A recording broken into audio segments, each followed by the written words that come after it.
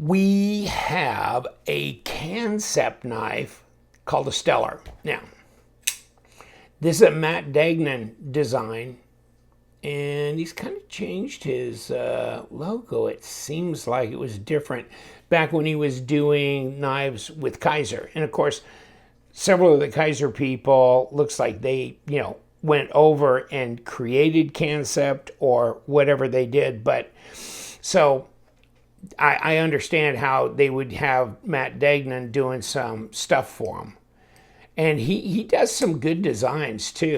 This one is interesting because it's kind of a muted flipper tab, kind of stuck up front, kicks open real easy.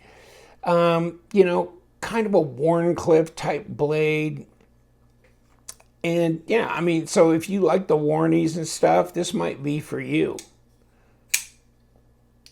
It's pretty quick over the detent ball. Hits me right on the thumb, right there. Okay, so it's over. So it's pretty doggone fidget friendly, pretty smooth. I'll show you the end of the box here. So it's technically under 3-inch blade. Okay, S35VN blade. So this ought to be legal in a lot of jurisdictions. And gosh, it seems like, I don't know, it seems like everybody is starting to get into this 3-inch or under blade game. So I guess it must be getting attention, or people are buying because they wouldn't make them if they didn't buy them. Now look at that pocket clip. Looks like a reverse of this side, doesn't it? The way it's curved. Interesting. Titanium frame lock, by the way. Of course, it's got the hardened steel insert inside the titanium for lockup, and our lockup is pretty healthy. That's like 35%.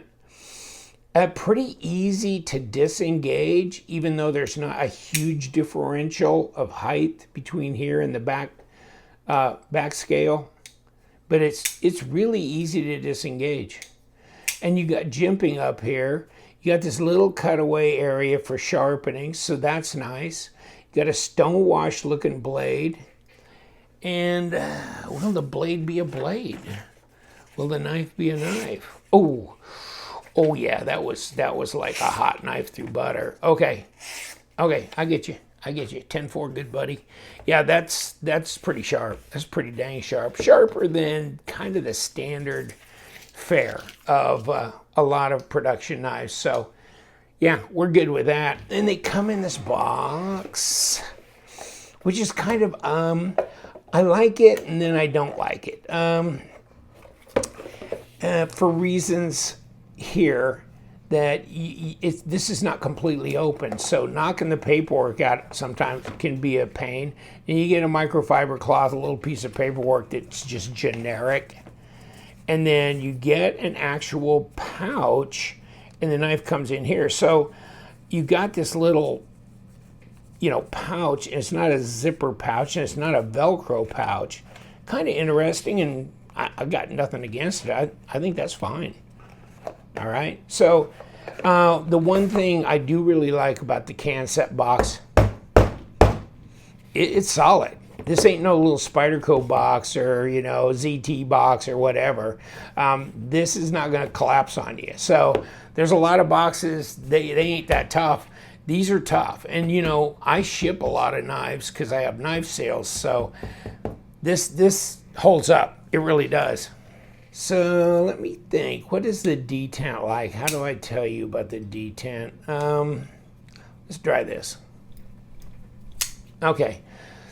4.6, 4.8. It feels really easy to deploy, and the flipper tab is the only way to deploy it. So, yeah, I like it. Is there any lock rock or blade plate? Nope. Now, how about blade to handle length? Well, we can put our finger down there and we're about going to get it. And design flow is good. Okay. So, yeah, we're good. You could check Degnan out on Instagram, and also, just type his name in And, well, if you can find his Instagram thing, then you can page down and look at the different designs and stuff he's done, including some of the stuff he did for Kaiser years ago now. But this one, I kind of really like the fidget factor on it, way good. This choil is deep.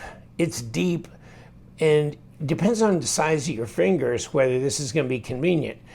And then my last finger's playing back up here because it's not a real big, huge knife. Oh, by the way, you might want to know how big it is. And I mean, it says on the box, but it's 3-inch blade, and it's a 3 and a 7, 3-inch, 7-inch overall.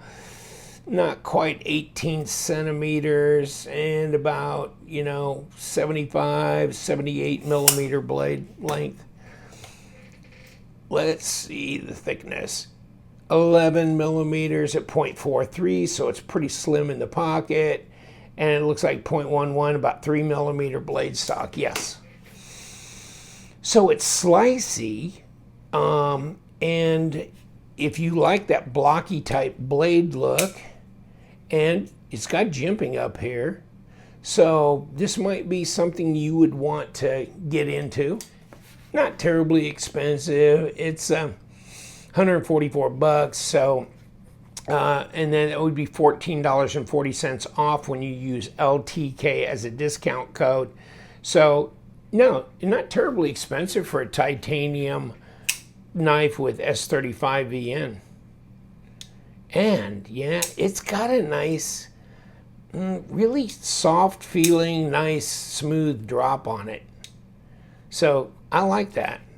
Where's my balance point? Ooh, it's a little further forward, but not bad.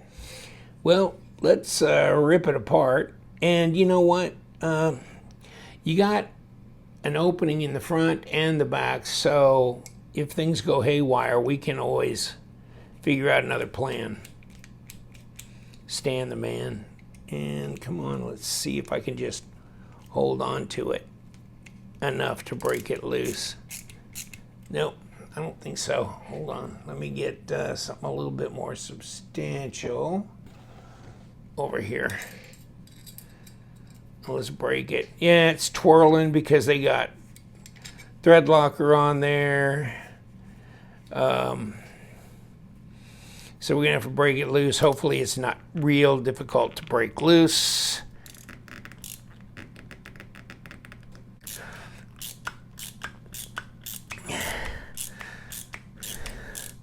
Wow. Okay.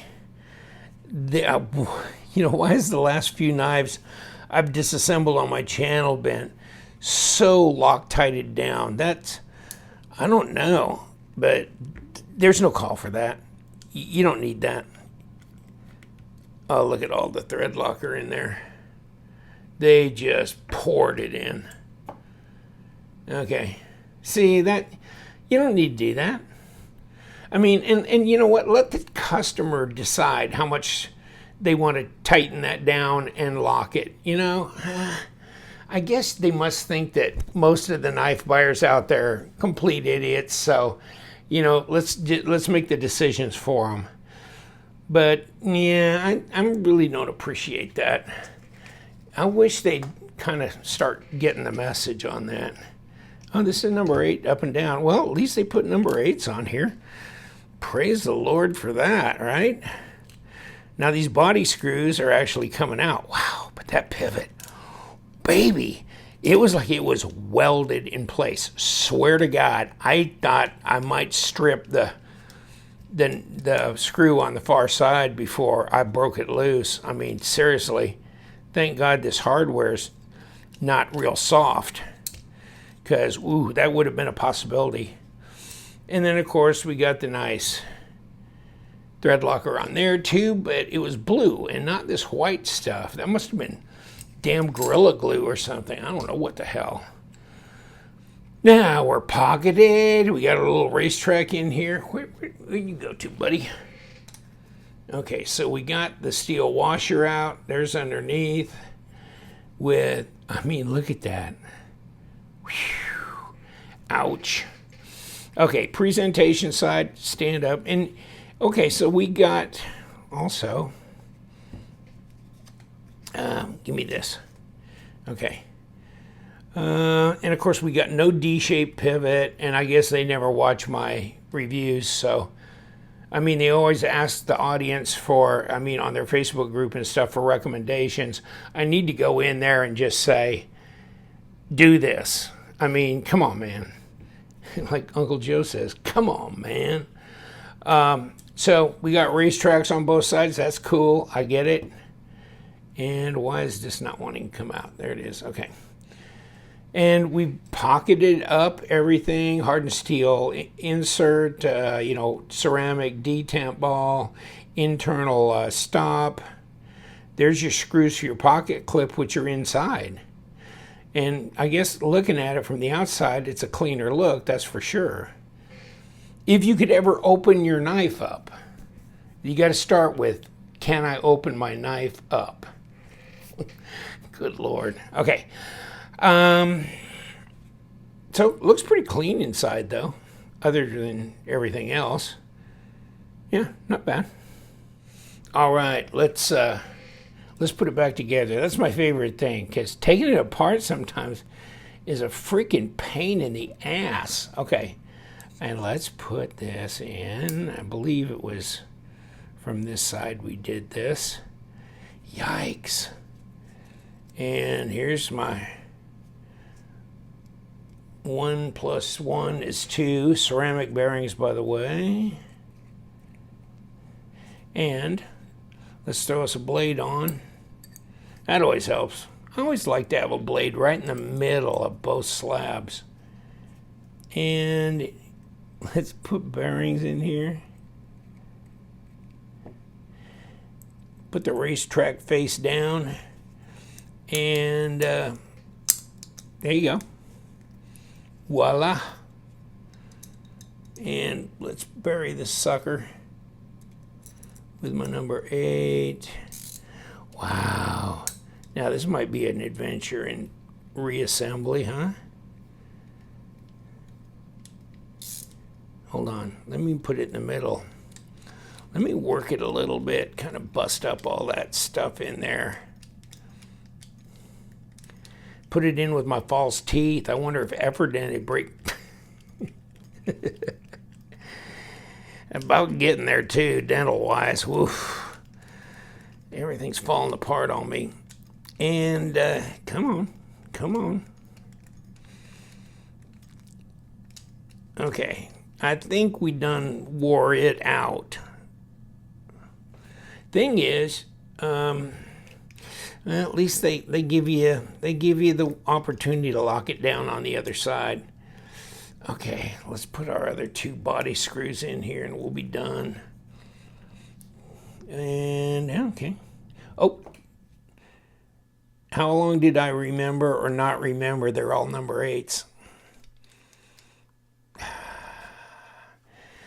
Yes, indeed. Got summertimer's disease. And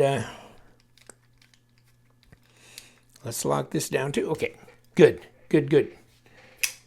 What's it like? Ah, yes. Back to great action. And yeah, we're centered up. We're good. So we're back with the Steller Degnan design, and yeah, it's really fidget friendly.